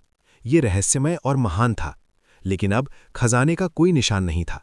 हर कोई नाराज था कि वे बहुत देर से आए। चलो हम चलते हैं और इसे ढूंढते हैं। एक के बाद एक कल्टीवेटर प्राइमल कायोस एंशिएंट लैंप की तलाश में दूर तक उड़ गए। 1 दर्जन मील दूर एक पहाड़ की चोटी पर रुद्रसेन ने आह भरी। सौभाग्य से वो समय पर चला गया था, अन्यथा ये परेशानी होती अगर वो उन लोगों से घिरा हुआ होता। सौभाग्य से सब कुछ सुचारू रूप से चल रहा था। दरअसल रुद्रसेन ने नहीं सोचा था कि प्राइमल कायोस एंशिएंट लैंप इतना बड़ा हंगामा मचाएगा। रुद्रसेन को अंत में पता चला कि प्राइमल कायोस एंशिएंट लैंप कितना असाधारण था। ये एक प्राइमल कायोस का खजाना था। हालांकि अभी अभी इसे ढला गया था, लेकिन ये महान दाव के साथ गूंज उठा था। कोई कल्पना कर सकता है कि भविष्य में जब रुद्रसेन की खेती बढ़ेगी तो उसके साथ प्राइमल कायोस प्राचीन दीपक भी विकसित होगा। भविष्य में ये एक भयानक हथियार बन जाएगा। फायर ड्रैगन रिज जीवित हो उठा। बहुत से लोग उस रहस्यमय प्राचीन खजाने के बारे में बात कर रहे थे। कई काश्तकारों ने कुछ सुराग मिलने की उम्मीद में खोज जारी रखी। थोड़ी देर तक खोजने के बाद काश्तकारों को रहस्यमय प्राचीन खजाने का निशान नहीं मिला, इसलिए उन्होंने हार मान ली और फायर ड्रैगन रिज की गहराई में वापस चले गए। रुद्रसेन ने कई स्थानों पर खोज की, लेकिन उन्हें दूसरा ब्लूस्टोन ताबीज नहीं मिला, इसलिए उन्होंने हार मानने का निर्णय लिया। बस वो फायर ड्रैगन रिज की गहराई में चला गया और उन महत्वपूर्ण लोगों द्वारा अजदहर को मारने का इंतजार करने लगा। उसने ऐसा पहले कभी नहीं देखा था। अजदहर को मारना हमेशा से किंवदंतियों में कहानी रही है। कई काश्तकार फायर ड्रैगन रिज की गहराई में आ गए थे। न केवल प्राचीन पवित्र भूमि के शिष्य थे, बल्कि आकाशीय राजवंशों, संप्रदायों, कुलों और स्वतंत्र कृषकों के कृषक भी थे। इनमें से ज्यादातर लोग यहाँ शो देखने आए थे। जो वास्तव में अजदहर को मार रहे थे वे 3 प्राचीन पवित्र भूमि थी। रुद्रसेन ने जी याओ, परी महिमा और अन्यों को देखा, लेकिन चूंकि वे अपने संप्रदाय के सदस्यों के साथ थे, इसलिए रुद्रसेन ने उन्हें परेशान नहीं किया। उन्होंने हिरण्य मोक्षेंद्र को भी देखा। रुद्रसेन ने अपनी आंखों में एक फीकी नजर के साथ केविन और केविन को देखा। उस समय रुद्रसेन को संदेह था कि रंजन की दुखद मौत का उनसे कुछ लेना देना हो सकता है। असीम पवित्र व्यक्ति, परोपकारी, नमस्कार। दाओवादी बागीश ऊपर चला आया और उसने अपनी घोड़े की पूंछ को झटका। ये ताओवादी पुजारी है। मुझे उम्मीद नहीं थी कि ताओवादी पुजारी शो देखने के लिए यहां आएंगे। रुद्रसेन ने ताओवादी बागीश को देखकर उत्साहित होकर कहा, स्वर्ग निगलने वाला जार एक स्वर्ग विरोधी खजाना है और मैंने इसे दाओवादी वूलयांग के स्टॉल से खरीदने के लिए 50,000 सोने के सिक्के खर्च किए। दाओवादी बागीश ने कहा, यह बेचारा दाओवादी रात में आकाश को देखता है। मुझे पता चला है कि मेरा छोटा दोस्त खतरे में है। इस खूनी आपदा को हल करना आसान नहीं होगा। रुद्रसेन ने अपनी आंखें घुमाई। ये शापित दाओवादी उसे कोस रहा है ना? रुद्रसेन ने मुट्ठी लहराते हुए कहा, मुझे नहीं पता कि मैं खतरे में हूं या नहीं, लेकिन अगर तुम मेरे सामने झूठे फैलाना शुरू करोगे तो मुझे पता है कि तुम खतरे में पड़ जाओगे। दाओवादी बागीश डर के मारे पीछे हट गया। उसने कहा, परोपकारी, कृपया क्रोधित ना हो। ये बेचारा दाओवादी सच कह रहा है। रुद्रसेन ने थोड़ा बौहें चढ़ाईं। उसे महसूस हुआ कि दाओवादी बागीश काफी भयानक है। उसने पूछा, क्या स्थिति है? मुझे इसके बारे में बताओ। अगर ये अच्छा है तो मैं तुम्हारे साथ दुर्व्यवहार नहीं करूंगा। पश्चिम का सफेद बाघ हत्या का प्रभारी है। परोपकारी, आपके चेहरे पर सफेद बाघ का रंग है और क्लाउड हॉल के चारों ओर एक फीकी काली आभा है। यह स्पष्ट है कि आप खतरे में हैं। हालांकि परोपकारी, आपको डरने की आवश्यकता नहीं है। इस बेचारे दाओवादी के पास इसे हल करने का तरीका है। दाओवादी बागीश ने शांति से कहा, कृपया मुझे प्रबुद्ध करे। रुद्रसेन ने पूछा। दाववादी बागीश ने अपना दाहिना हाथ बढ़ाया और उसे रगड़ा। रुद्रसेन समझ गया और एक क्रिस्टल कार्ड निकाला। ये एक सोने का कार्ड है जिसका अंकित मूल्य 10 मिलियन सोने के सिक्कों का है। कृपया इसे स्वीकार करें। दाववादी बागीश ने मुस्कुराते हुए कहा, परोपकारी, आप इस गरीब दाववादी को गलत समझते हैं। इस गरीब दाववादी को सांसारिक वस्तुओं में कोई दिलचस्पी नहीं है। रुद्रसेन अवाक रह गए। यदि इस गरीब दाववादी बागीश को सांसारिक वस्तुओं में दिलचस्पी नहीं थी तो वह कबाड़ बेचने के लिए बादल और वर्षा मंडप में क्यों घुस गया था? कोई व्यक्ति इतना बेशर्म कैसे हो सकता है? तो फिर आप किसमें रुचि रखते हैं? रुद्रसेन ने पूछा। खांसी खांसी। कुछ दिन पहले इस गरीब दाववादी के पास एक खजाना था जिसे मैंने गलती से आपको बेच दिया था। यदि आप इस गरीब दाववादी को लौटाते हैं। दाववादी बागीश ने खुलकर बोलना शुरू किया। इससे पहले कि दाववादी बागीश समाप्त कर पाते, रुद्रसेन मुड़ा और चला गया। यदि आप मेरे स्वर्ग भक्षक जार को चुराना चाहते हैं तो आप जाकर मर क्यों नहीं जाते? रुद्रसेन स्वाभाविक रूप से दाववादी बागीश को स्वर्ग भक्षक जार नहीं देंगे। दाववादी बागीश ने उसका पीछा किया और कहा, परोपकारी, क्या आप इस खूनी आपदा को हल नहीं करना चाहते? बैंग। रुद्रसेन ने ताओवादी पुजारी को मुक्का मारकर जवाब दिया। ताओवादी पुजारी को उड़ा दिया गया। खूनी आपदा, मेरी गांड। बूम। दूरी में एक शक्तिशाली आभा आकाश में भर गई, जबकि एक बूढ़ा आदमी चला गया। बूढ़े व्यक्ति का आचरण एक उत्कृष्ट प्राणी का था। उनके आने से कई लोग घबराहट में चिल्लाने लगे। वह पर्पल लाइट होली लैंड यूवेन क्यू के बुजुर्ग थे। इसके तुरंत बाद एक और मजबूत किसान उड़ गया। वह एक खूबसूरत महिला थी जो बर्फ सफ़ेद पोशाक पहने हुए थी, जो उसके संपूर्ण फिगर के चारों ओर कसकर लिपटी हुई थी। उसका उत्कृष्ट फिगर उसकी अद्वितीय सुंदरता से मेल खाता था। वह सर्वश्रेष्ठ में से सर्वश्रेष्ठ थी। यह महिला हेवन लेक होली लैंड की हुआ होंग यान थी, जो हेवन लेक होली लैंड की बुजुर्ग थी। तुम दोनों यहाँ हो। एक तीसरा मजबूत किसान आया। वह एक लंबा और मजबूत शरीर वाला एक मध्यम वर्गीय व्यक्ति था। आदि दुबे। वह अग्निमहल द्वीप का छोटा भाई है। किसी ने कहा। इस व्यक्ति की पहचान सरल नहीं थी। वह अग्निमहल द्वीप का छोटा भाई था। उनका युद्ध कौशल अविश्वसनीय था। 3 प्राचीन पवित्र भूमि के मजबूत किसान अजगर को मारने के लिए आए थे। लड़ाई देखने के लिए कई लोग आए थे। चलो यह करते हैं। हम जितनी देर करेंगे यह हमारे लिए उतना ही अधिक नुकसानदेह होगा। पर्पल लाइट होली लैंड के हेल्डर युवेंची ने कहा। ठीक है। हुआ होंगयान और आदि दुबे को कोई आपत्ति नहीं थी। बूम। 3 मजबूत किसानों ने ज्वालामुखी की गहराई की ओर उड़ान भरी। सभी लोगों ने घबराकर ज्वालामुखी की गहराई की ओर देखा। क्या वे अंततः अजगर को मारने जा रहे थे? दहाड़ दहाड़। 3 मजबूत किसानों के ज्वालामुखी की गहराई से आकाश में उड़ने के कुछ समय बाद एक क्रोधित ड्रैगन की दहाड़ सुनी जा सकती थी। रंबल। फिर धरती हिलने लगी। 3 मजबूत किसान ज्वालामुखी की गहराई से आकाश में उड़ गए। ज्वालामुखी से अनंत लपटें फैल गई, जिससे पूरा आकाश आग के समुद्र में बदल गया। फिर 1000 मीटर लंबा लाल अजगर ज्वालामुखी की गहराई से आकाश में उड़ गया। उस अजगर के सींग हिरण की तरह, गाय की तरह सिर, गधे की तरह मुंह, झींगे की तरह आंखें, हाथी की तरह कान, मछली की तरह तरास, सांप की तरह पेट और फीनिक्स की तरह पैर थे। यह शाही और राजसी लग रहा था। यह पश्चिम का ड्रैगन नहीं था। यह एक 1000 मीटर लंबा पूर्वी दैवीय ड्रैगन था। स्वर्ग, एक पूर्वी दैवीय ड्रैगन।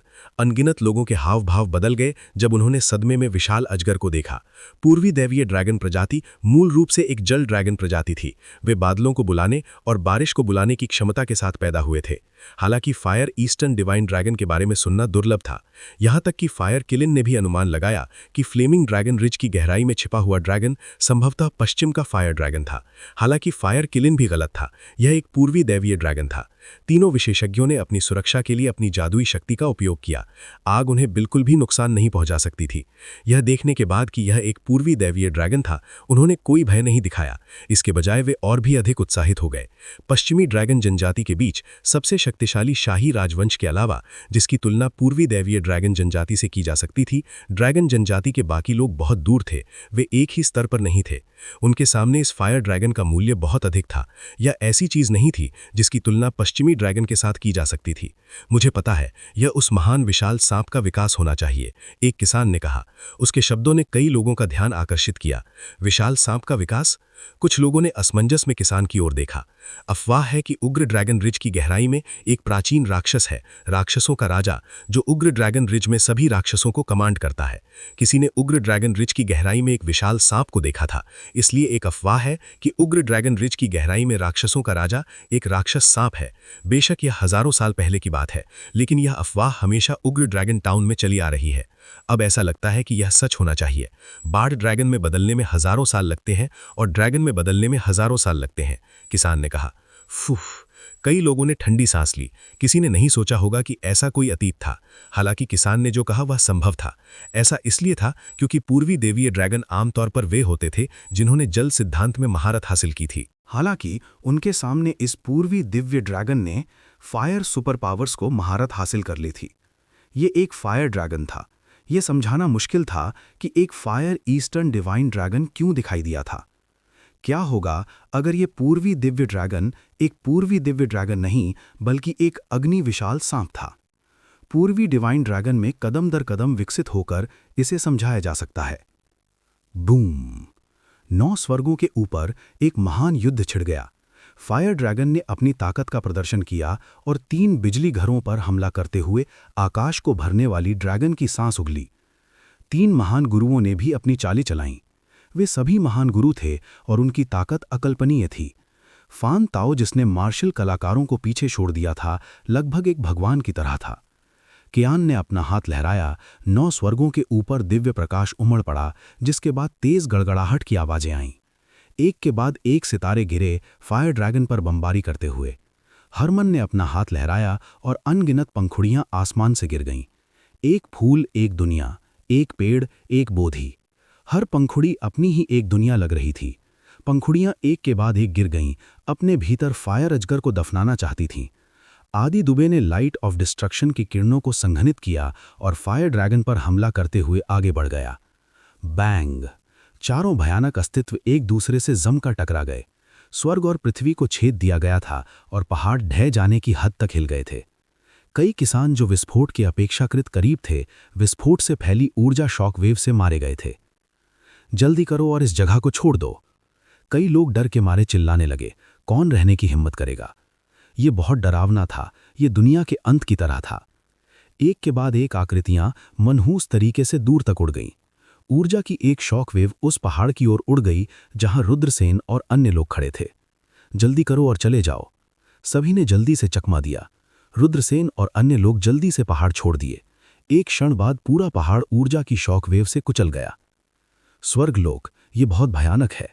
रुद्रसेन और अन्य लोगों को लगा कि उनकी खोपड़ी नम हो गई है। वो किस प्रकार की लड़ाई थी? अच्छी लड़ाई, अति विस्मयकारी, एक परिचित आवाज ने कहा। रुद्रसेन ने देखा और सिमरन को देखा। वो वास्तव में ठीक थी और अच्छी तरह से ठीक हो गई थी। वो उत्साह से आसमान में लड़ाई को देख रही थी। रुद्रसेन ने अपनी आंखें घुमाईं।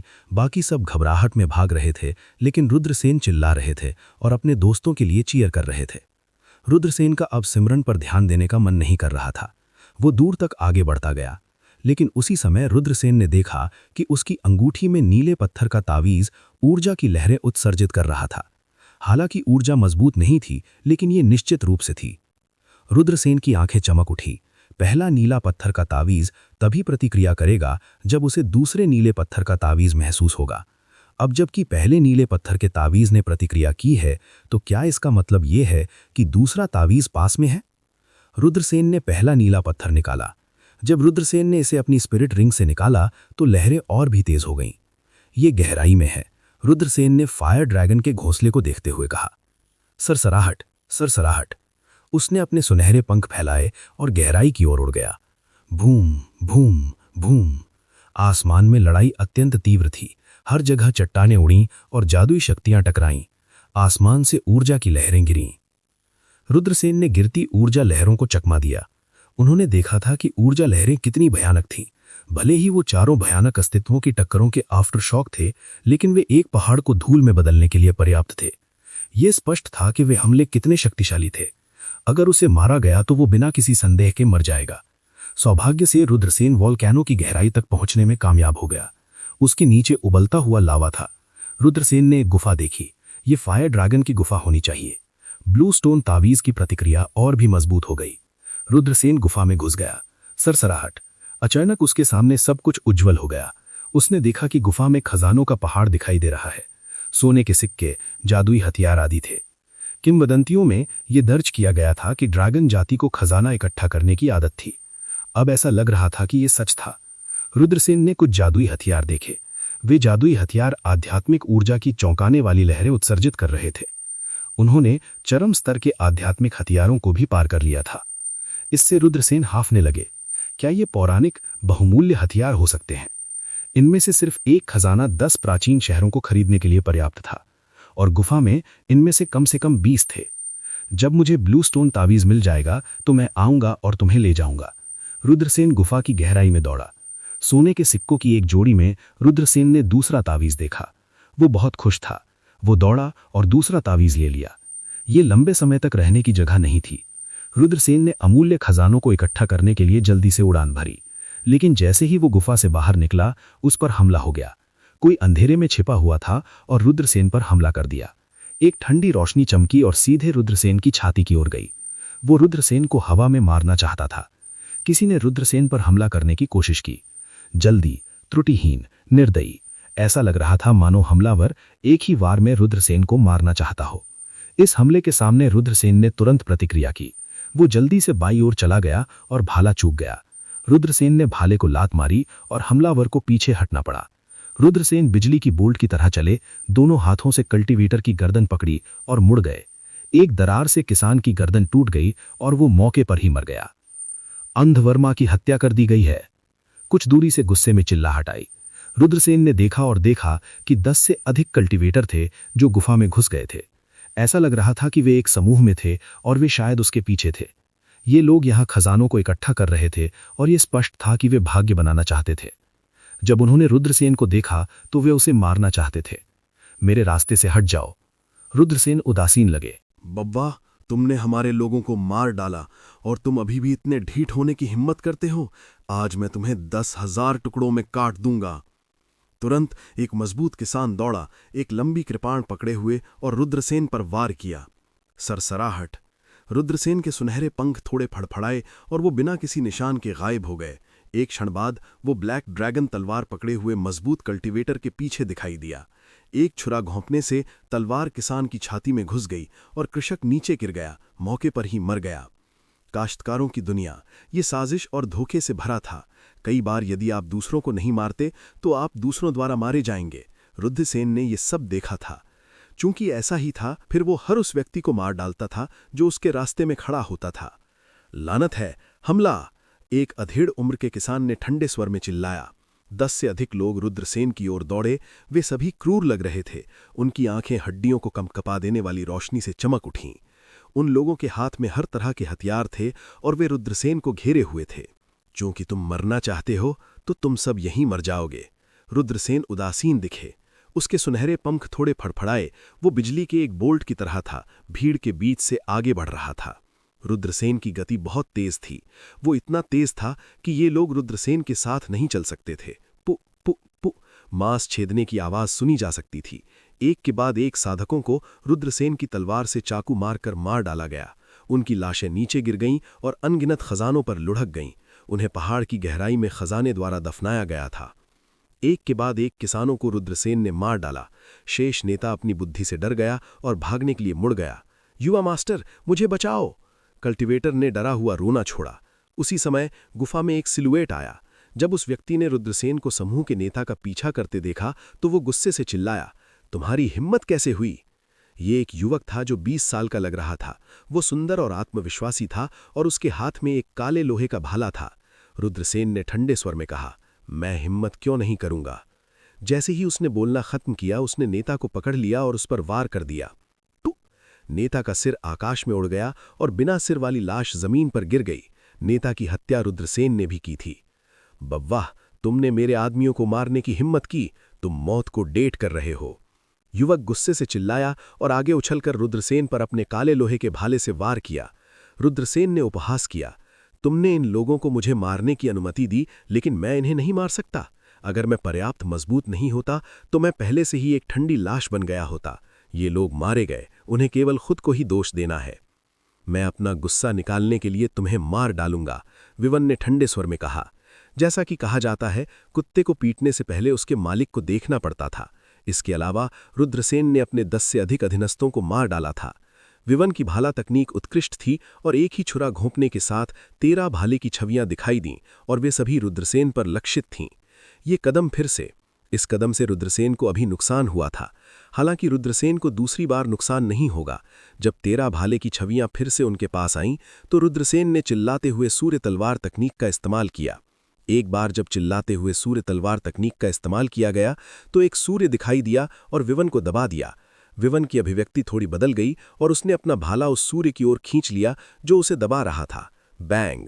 सूर्य उखड़ गया। हालांकि इस समय रुद्रसेन की तलवार विवन पर गिर पड़ी और एक चमकदार तलवार क्यूई ने विवन पर वार किया। विवन चौंक गया और उसने ब्लॉक करने के लिए अपना भाला लहराया। एक खलखनाहट की आवाज सुनी जा सकती थी, जैसे विवन ने हमले को रोकने के लिए अपना भाला का उपयोग किया था। अचानक विवन को अपने पीछे ठंडक महसूस हुई और वो जल्दी से चकमा दे गया। रुद्रसेन की तलवार लगभग उसके शरीर के पार से गुजर गई, जिससे विवन को ठंडे पसीने आने लगे। यद्यपि उसने रुद्रसेन की तलवार को चकमा दे दिया था, लेकिन वो रुद्रसेन के हाथ के प्रहार को चकमा देने में सफल नहीं हुआ। ये प्रहार विवन के शरीर पर गिरा और विवन को तुरंत दर्जनों मीटर दूर फेंका गया। विवन ने एक शक्तिशाली खजाने का वस्त्र पहना हुआ था और ये हमला उसे गंभीर रूप से घायल करने में सक्षम नहीं था। बव्वाह, तुम अद्भुत हो। विवन ने उछाल लगाई और एक बार फिर से रुद्रसेन की ओर दौड़ा। रुद्रसेन के हाव भाव उदासीन थे जब उन्होंने विवन पर भी हमला किया। इस विवन की खेती बहुत अधिक थी और उसकी भाला तकनीक अद्भुत थी। भाले की तकनीक अभी स्पष्ट रूप से उनकी सबसे मजबूत भाला तकनीक नहीं थी। जैसे ही वे एक दूसरे से लड़ने वाले थे, पूरी गुफा अचानक हिंसक ढंग से हिलने लगी। पत्थर के टुकड़े गिरते रहे और पहाड़ की चोटी ढहने वाली लग रही थी। बाहर 4 भयानक अस्तित्वों की लड़ाई से भयानक ऊर्जा शॉकवेव पर्वत शिखर पर बमबारी कर रही थी, इसलिए ये जगह ढहने वाली थी। सरसराहट। रुद्रसेन और विवन ने लड़ाई जारी रखने की हिम्मत नहीं की और वे पलटकर बाहर उड़ गए। जाने से पहले रुद्रसेन ने स्वर्ग को खाने वाला जार निकाला और एक शक्तिशाली भस्मीकरण शक्ति बाहर निकली, जिसने तुरंत दर्जनों शक्तिशाली जादुई खजानों को सूख लिया। इसके बाद रुद्रसेन की गति बिजली की तरह तेज थी और वो तुरंत गुफा से बाहर निकल गया। उसी समय आसमान से बड़े बड़े आग के गोले गिरे। ये हुओलोंग के शक्तिशाली हमले थे और उनमें से कई रुद्रसेन की ओर उड़ गए। लानत है। रुद्रसेन की अभिव्यक्ति थोड़ी बदल गई और उसने आग के गोलों को कुछ बुरी तरह से चकमा दे दिया। अब वो यहां रहने की हिम्मत नहीं करता था और वो जल्दी से उड़ गया। रुद्रसेन चिंतित था कि अगर वो यहां बहुत लंबे समय तक रहा तो वो हुओलोंग और 3 प्राचीन पवित्र भूमि के विशेषज्ञों के बीच की लड़ाई से शॉकवेव से मारा जाएगा। रुद्रसेन के जाने के बाद विवन भी बाहर निकल गया। उसकी अभिव्यक्ति अत्यंत उदासीन थी। उसके 10 से अधिक अधीनस्थ मारे गए थे और गुफा में खजाना प्राप्त नहीं किया गया था। उसने गुफा की ओर देखा जो एक पल में ढह गई थी और वो लावा की दुनिया में दफना दिया गया था। वो खजाने को प्राप्त करने के बारे में भूल सकता था। बव्वाह, चाहे तुम कौन हो, मैं तुम्हें जरूर मार डालूंगा। विवन ने गुस्से से दहाड़ना शुरू कर दिया और उसका चेहरा थोड़ा विकृत हो गया था। अब वो और देर रुकने की हिम्मत नहीं कर सकता था और वो जल्दी से लड़ाई के केंद्र से निकल गया। अंत में दोनों पक्षों को भारी नुकसान उठाना पड़ा। यदि वो विशाल अजगर केवल पश्चिम का एक अग्नि अजगर होता तो उसे 3 प्राचीन पवित्र भूमि के विशेषज्ञों द्वारा मार दिया जाता। लेकिन वो विशाल अजगर, सभी चीजों में से ये एक पूर्वी दिव्य अजगर था। यद्यपि ये एक पूर्वी दिव्य ड्रैगन था जो एक अग्नि सर्प से विकसित हुआ था, लेकिन इसकी हस्तरेखा की तुलना उन जल तत्व पूर्वी दिव्य ड्रैगन से नहीं की जा सकती थी। लेकिन एक पूर्वी दिव्य ड्रैगन वास्तव में एक पूर्वी दिव्य ड्रैगन था। इसकी ताकत अभी भी असामान्य रूप से मजबूत थी। पूर्वी दिव्य ड्रैगन को मारना बहुत कठिन था। पूर्वी दिव्य अजगर बिना किसी निशान के भाग गया, लेकिन 3 प्राचीन पवित्र भूमि के विशेषज्ञ खजाने से भरे इस विशाल अजगर को भागने देने के लिए तैयार नहीं थे। इस प्रकार उन्होंने उसका पीछा किया। दूसरी ओर रुद्रसेन, फायरकिलिन और डेजी एज्योर ड्रैगन इंस्टीट्यूट में लौट आए। एज्योर ड्रैगन इंस्टीट्यूट के अंदर अपनी नौकरानियों के साथ कई यंग मास्टर्स और यंग मिस थे। इसलिए रुद्रसेन के लिए डेजी को एज्योर ड्रैगन इंस्टीट्यूट में लाना अजीब नहीं था, लेकिन डेजी की सुंदरता से हर कोई दंग रह गया। इतनी कम उम्र में वो पहले से ही बहुत सुंदर थी। जब वो बड़ी हो जाएगी तो क्या वो देश और उसके लोगों के लिए एक आपदा नहीं होगी? एज्योर ड्रैगन इंस्टीट्यूट में वापस रुद्रसेन ने वेनरेन कांगलान को बाहर हरे वस्त्र पहने बूढ़े व्यक्ति से अपनी मुठभेड़ के बारे में बताया। साथ ही इस तथ्य के बारे में बताया कि प्रवर्तन हॉल के ग्रैंड एल्डर ली मेरसन एक शैतान पथ जासूस थे। वेनरेन कांगलान की अभिव्यक्ति गंभीर हो गई।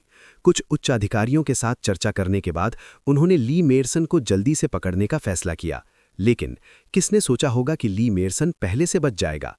रात में रुद्रसेन और फायरकिलिन ने दूसरे ब्लूस्टोन मार्शल सिंबल का अध्ययन किया। रुद्रसेन ने दूसरे ब्लूस्टोन मार्शल सिंबल पर शब्दों की नकल की। Blood demon valley.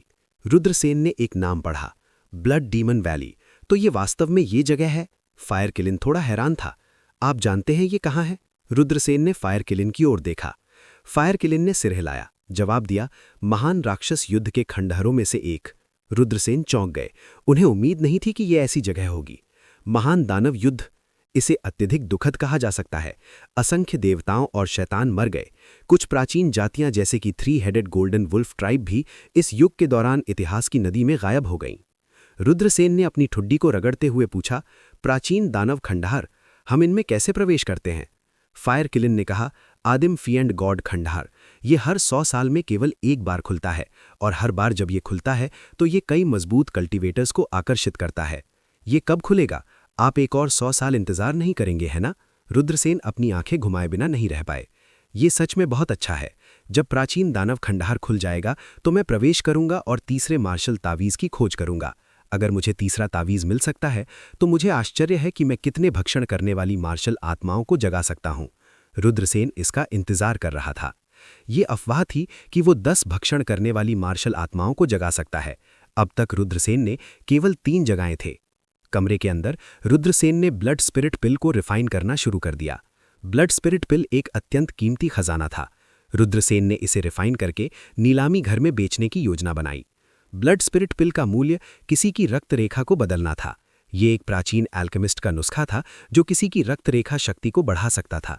एक बार जब ये फैल जाएगा तो निश्चित रूप से भारी हंगामा मचाएगा। इस बार इससे आने वाला झटका निश्चित रूप से कुछ ऐसा नहीं था जिसकी तुलना महज बॉडी टेम्परिंग लिक्विड से की जा सकती थी। बॉडी टेम्परिंग लिक्विड ये केवल किसी के शरीर में सुधार करता है।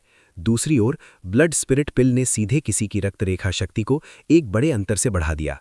किसी की रक्त रेखा शक्ति जितनी मजबूत थी, इसी तरह जब कोई किसी निश्चित क्षेत्र में प्रवेश करता है तो उसकी युद्ध शक्ति भी और भी ज्यादा बढ़ जाती है। ऐसे खजाने से कौन लालायित नहीं होगा। कमरे के अंदर रुद्रसेन ने ब्लड स्पिरिट पिल को रिफाइन करना शुरू कर दिया।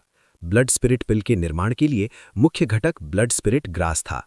हालांकि ब्लड स्पिरिट ग्रास के अलावा उन्हें 75 पूरक स्पिरिट जड़ी बूटियों की भी आवश्यकता थी।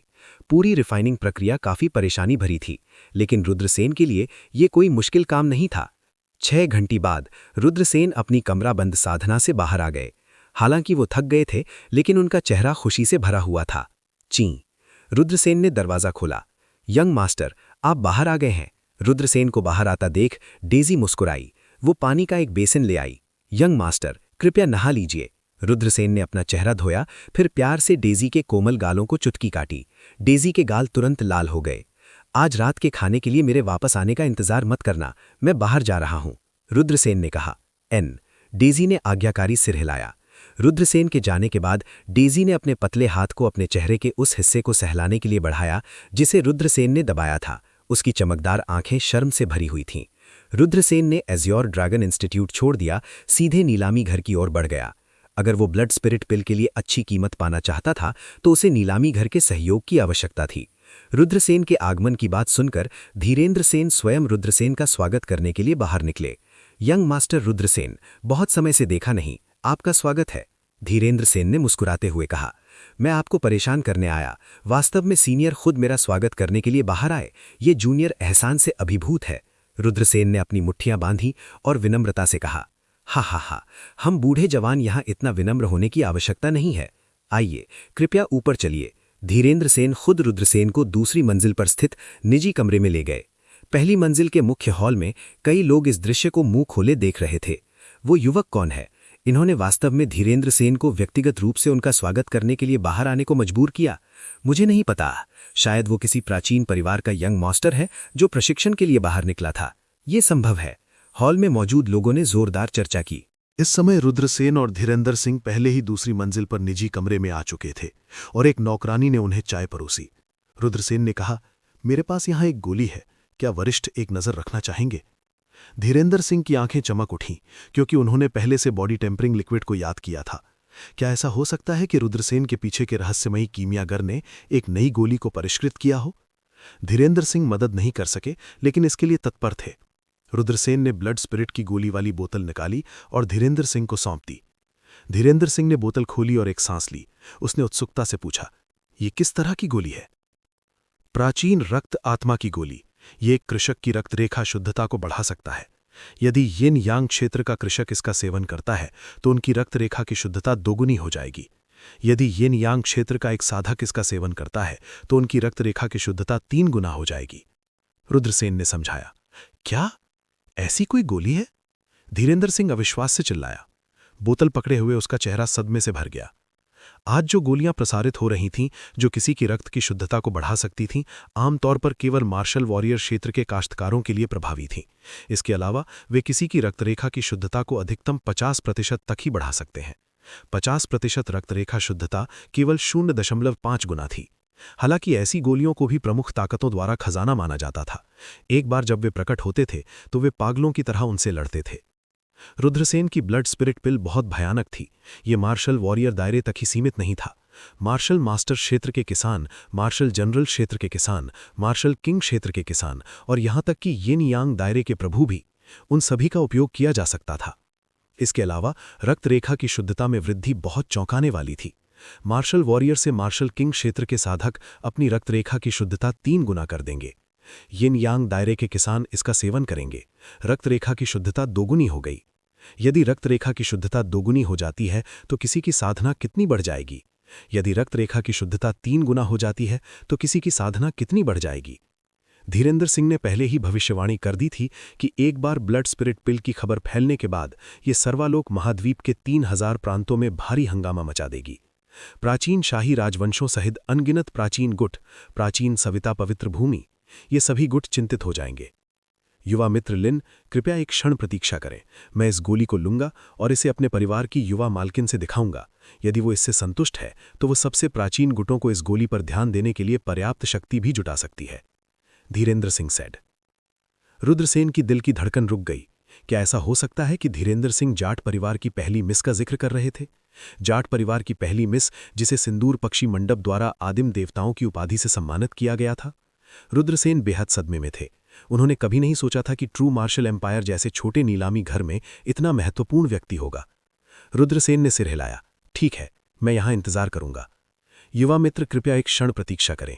धीरेंद्र सिंह खड़े हो गए और जल्दी से चले गए। वो योगेश जाट के कमरे के बाहर पहुंचा और दरवाजा खटखटाया। पहली मिस, रुद्रसेन फिर से यहां है और वो अपने साथ एक गोली लाए हैं। अंकल डोंगफेंग, अंदर आइए। योगेश जाट की आवाज सुनाई दी। धीरेंद्र सिंह ने दरवाजा खोला और अंदर चला गया। योगेश जाट ने हाथ में स्क्रोल नीचे रखा और धीरेंद्र सिंह की ओर देखा। अंकल डोंगफेंग, रुद्रसेन कौन सी गोली लाए थे? ये गोली है। धीरेंद्र सिंह ने चीनी मिट्टी की बोतल योगेश जाट को सौंप दी। योगेश जाट ने उसे खोला और सूंघा और उसके हाव भाव फिर से बदल गए। पहली मिस, क्या इस गोली में कोई गड़बड़ है? धीरेंद्र सिंह के दिल की धड़कन रुक गई। उन्होंने सोचा कि रुद्रसेन जो गोली लाए थे उसमें कोई गड़बड़ है। योगेश जाट की आवाज गंभीर हो गई और उसने कहा, द प्राइमर्डियल ब्लड स्पिरिट पिल। यही सही है। रुद्रसेन ने कहा कि यह ब्लड स्पिरिट पिल है। उन्होंने कहा कि यदि यिन यांग क्षेत्र से नीचे कोई कृषक इसका सेवन करता है तो उनकी रक्त रेखा की शुद्धता 3 गुना बढ़ जाएगी। यदि यिन यांग क्षेत्र से नीचे कोई कृषक इसका सेवन करता है तो उनकी रक्त रेखा की शुद्धता 2 गुनी हो जाएगी। धीरेंद्र सिंह अभी भी इस बात पर विश्वास नहीं कर पा रहे थे कि उन्होंने अभी क्या सुना था। योगेश जाट ने कहा, कितनी शक्तिशाली गोली है? पहली मिस, क्या आपको लगता है कि इस गोली का वास्तव में ऐसा प्रभाव है? धीरेंद्र सिंह ने पूछा। जहां तक वे जानते थे, ऐसी स्वर्ग विरोधी गोली प्रकट नहीं होनी चाहिए थी। यहां तक कि जाट परिवार के पास भी ऐसी कोई गोली नहीं थी जो रक्त रेखा की शुद्धता को बहुत बढ़ा सके। हालांकि अगर ये एक साधारण गोली है, ये असंभव है, लेकिन एक व्यक्ति की गोली है, ये संभव है। योगेश जाट की आंखें सिकुड़ गईं। क्या मैं जान सकता हूं कि यंग मिस किसका जिक्र कर रही हैं? धीरेंद्र सिंह ने पूछा। The primordial divine alchemist, Yogesh Jat ने कहा। हिस्स। धीरेंद्र सिंह ठंडी हवा का एक झोंका चूसने लगा। द प्राइमर्डियल डिवाइन एल्केमिस्ट एक धार्मिक भगवान थे जिन्हें वर्मिलियन बर्ड मंडप द्वारा प्रदान किया गया था। वे ऐसे व्यक्ति नहीं थे जिनकी तुलना झूठे देवता या दुष्ट देवता कर सकते थे।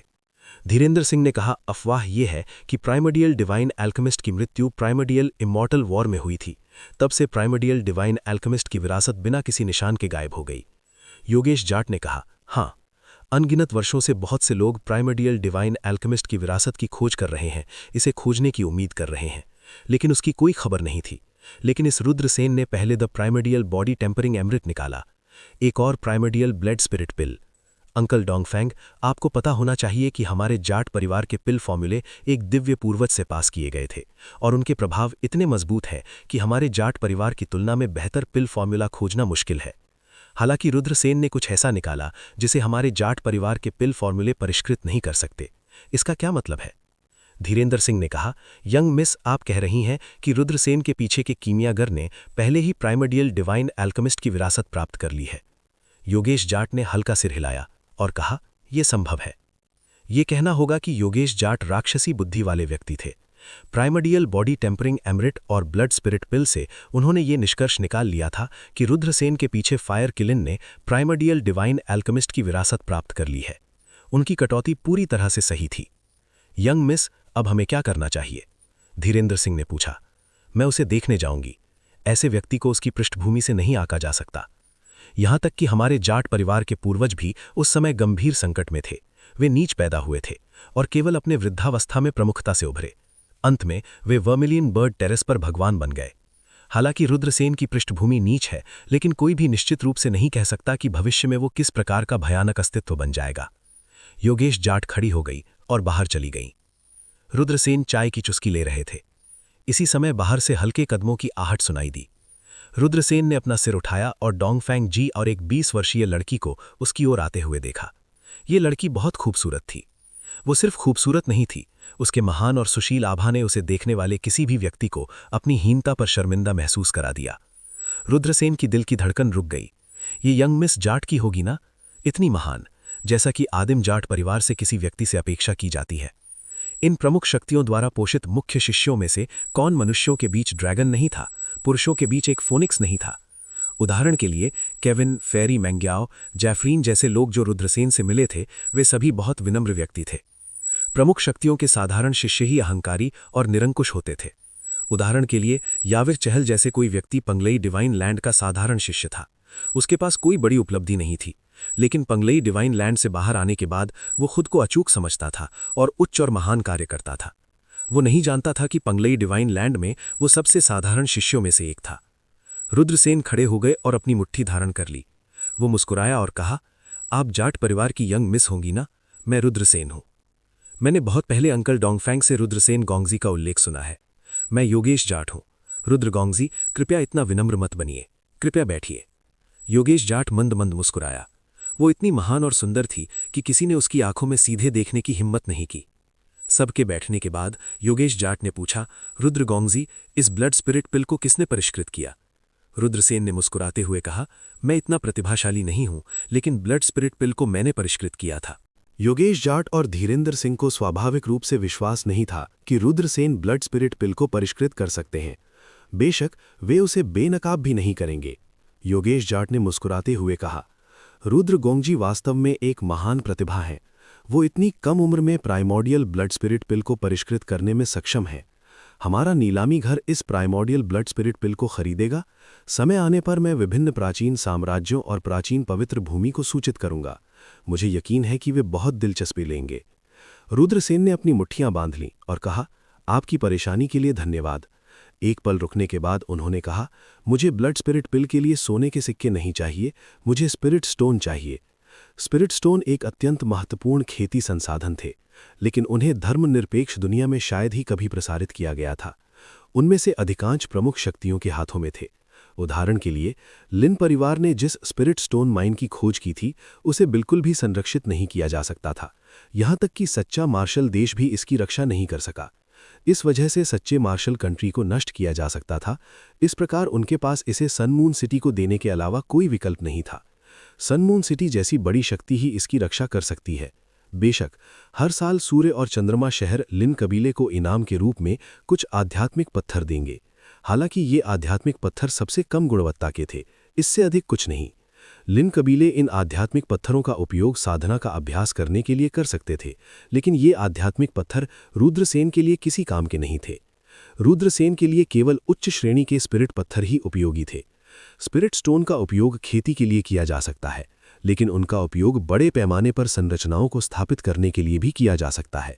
यदि कोई लंबे समय तक संगठन को बनाए रखना चाहता है तो उसे स्पिरिट स्टोन की आवश्यकता होगी। जब रुद्रसेन ने काले वस्त्र वाले विषगुरु को मार डाला था तो उसे काफी कुछ स्पिरिट स्टोन मिले थे।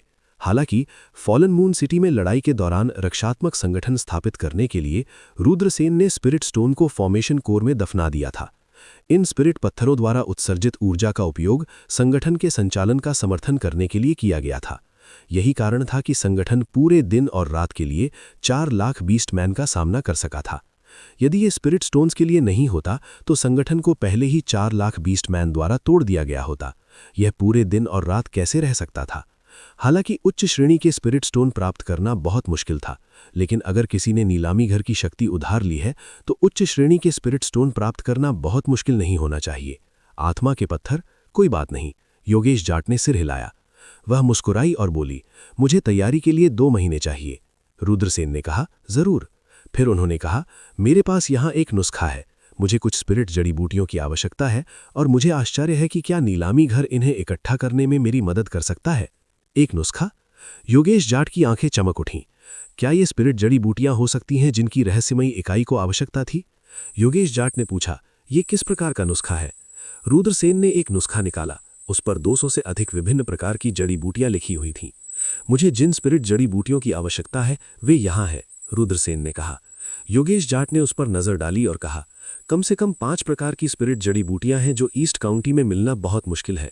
हालांकि आपको चिंता करने की जरूरत नहीं है, मैं उन्हें दूसरे स्थानों से लाने के लिए लोगों को भेजूंगा। इन स्पिरिट जड़ी बूटियों को प्राप्त करने में आपको अधिकतम 2 महीने लगेंगे। रुद्रसेन ने मन ही मन सोचा, जैसा कि एक महाशक्ति से अपेक्षित था। फायर किलिन के अनुसार मध्य पवित्र आकाश महाद्वीप में कुछ स्पिरिट जड़ी बूटियों को खोजना मुश्किल था, क्योंकि उनमें से कुछ पहले ही विलुप्त हो चुके थे। हालांकि योगेश जाट के शब्दों को देखते हुए स्पष्ट था कि नीलामी घर में ये स्पिरिट जड़ी बूटियां थीं, या अधिक सटीक रूप से जाट परिवार के पास थीं। जब नीलामी समाप्त हो जाएगी, क्या मैं स्पिरिट स्टोन से स्पिरिट जड़ी बूटियों की कीमत काट सकता हूं? रुद्रसेन ने पूछा। साधारण स्पिरिट जड़ी बूटियां ठीक है, उन्हें सोने के सिक्कों से खरीदा जा सकता है, लेकिन कुछ जड़ी बूटियां ऐसी थीं जिन्हें सोने के सिक्कों से नहीं खरीदा जा सकता था। उन्हें स्पिरिट स्टोन की आवश्यकता थी। रुद्रसेन के पास अभी भी कुछ स्पिरिट स्टोन बचे थे, लेकिन उनके पास इन्हें खरीदने के लिए पर्याप्त स्पिरिट स्टोन नहीं थे। योगेश जाट ने मुस्कुराते हुए कहा, यह कुछ नहीं है। जब नीलामी शुरू होगी तो नीलामी घर रुद्रगोमजी को सूचित करेगा। ठीक है, तो मैं अपनी छुट्टी लेता हूं, रुद्रसेन ने कहा। योगेश जाट और धीरेंद्र सिंह ने रुद्रसेन को विदा किया। अंकल धीरेंद्र, इस नुस्खे पर एक नजर डालो। योगेश जाट ने यह पर्ची धीरेंद्र सिंह को सौंप दी। डोंगफेंग जी ये देखने के लिए इंतजार नहीं कर सका कि रुद्रसेन ने उसे किस प्रकार की दवा दी थी, लेकिन जब उन्होंने 200 से अधिक प्रकार की स्पिरिट जड़ी बूटियों को देखा तो उनका चेहरा उतर गया।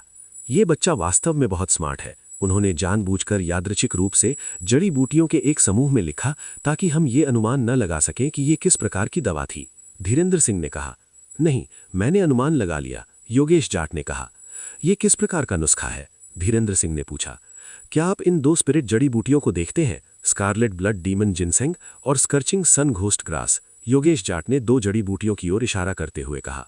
ये सभी अत्यंत दुर्लभ अमृत हैं। स्कारलेट ब्लड डीमन जिनसेंग को एक जिनसेंग कहा जाता है जो दैनव देवता के रक्त को अवशोषित करने के बाद उत्परिवर्तित होता है, और कहा जाता है कि चिलचिलाती सन घोस्ट ग्रास हर साल घोस्ट फेस्टिवल के दौरान ही उगती है। ये सुबह के समय में मर जाएगी और केवल 1 घंटे तक जीवित रह सकती है। इसके अलावा ये केवल अत्यधिक नेगेटिव ऊर्जा वाले स्थानों में ही दिखाई दे सकती है, और उस तरह की जगह अक्सर बड़े खतरे की जगह होती है, धीरेंद्र सिंह ने कहा। योगेश जाट ने सिर हिलाया और कहा, ये 2 गोलियां छोटी क्रिएशन पिल को परिष्कृत करने के मुख्य तत्व हैं। छोटी क्रिएशन पिल? ये कौन सी गोली है? धीरेंद्र सिंह हैरान थे। सृष्टि शब्द में बहुत सारे अर्थ निहित हैं। सृष्टि शब्द बहुत सारे रहस्यों से भी भरा हुआ है। सृष्टि क्या है? 4 ऋतुओं का बदलाव सृष्टि है। जन्म, वृद्धावस्था, बीमारी और मृत्यु सभी सृष्टि हैं। ये प्राकृतिक नियमों का विकास है, ये सृष्टि है। उन्होंने वास्तव में एक गोली के नाम पर सृष्टि शब्द का उपयोग करने का साहस किया। यह स्पष्ट है कि यह स्वर्ग को धिक्कारने वाली गोली थी, छोटी निर्माण गोली। मैंने केवल ये सुना है कि दिव्य आजव ने कभी प्राचीन कीमिया गुरु से कीमिया पर चर्चा की थी और प्राचीन कीमिया गुरु को छोटी फॉर्चून गोली परिष्कृत करते हुए देखा था। उन्होंने स्मॉल फॉर्चून गोली के फॉर्मूले के बारे में अनुमान लगाया और लंबे समय तक इसका अध्ययन किया, लेकिन अंत में वे इसका पता नहीं लगा सके। हालांकि मुझे पता है कि केवल स्मॉल फॉर्चून गोली को परिष्कृत करने से क्रिम्सन ब्लड डीमन और स्कर्चिंग सन घोस्ट ग्रास दोनों का उपयोग किया जाएगा। स्मॉल फॉर्चून गोली का प्रभाव अत्यंत स्वर्ग विरोधी कहा जाता है। आइए इसे इस प्रकार कहें, प्राचीन ब्लड स्पिरिट गोली किसी व्यक्ति की रक्त रेखा की ताकत को बढ़ा सकती है, जबकि स्मॉल फॉर्चून गोली एक खेती के कचरे को एक अद्वितीय प्रतिभा में बदल सकती है, योगेश जाट ने कहा। हिस। धीरेंद्र सिंह ने ठंडी हवा का झोंका लिया और अविश्वास से कहा, यह कैसे संभव है? इस दुनिया में ऐसी गोली कैसे हो सकती है? योगेश जाट ने कड़वाहट से मुस्कुराते हुए कहा, प्राचीन कीमिया भगवान का नुस्खा वास्तव में बहुत भयावह है। ऐसा लगता है कि वो स्मॉल क्रिएशन पिल को परिष्कृत करना चाहता है। हालांकि रुद्रसेन की प्रतिभा शीर्ष पर होनी चाहिए, इसलिए स्मॉल क्रिएशन पिल उनके जैसे जीनियस के लिए ज्यादा काम नहीं आएगी।